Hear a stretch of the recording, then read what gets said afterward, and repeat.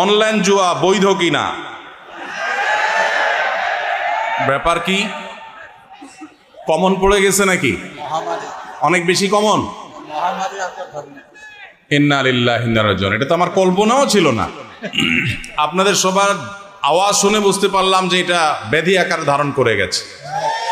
ভাইরা আমার, জুয়াকে আল্লাহ তাআলা হারাম করেছেন এবং শয়তানের কর্ম বলেছেন। আল্লাহ বলেছেন, ইন্নামাল খামরু ওয়াল মাইসির ওয়াল আনসাব ওয়াল আজলামু রিজসুম মিন আমালিশ শাইতানি ফাজতানিবু।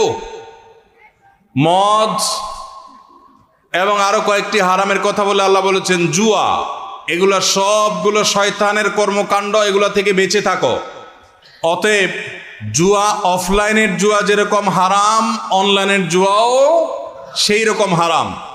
শুধুমাত্র আপনাদের এই সাতক্ষীরা এলাকাতেই নয়, গোটা দেশে আমাদের অনেক তরুণরা, অনেক মানুষ বুঝে না বুঝে বিভিন্ন মোবাইল অ্যাপসের মাধ্যমে বিভিন্ন রকম অনলাইন বেটিং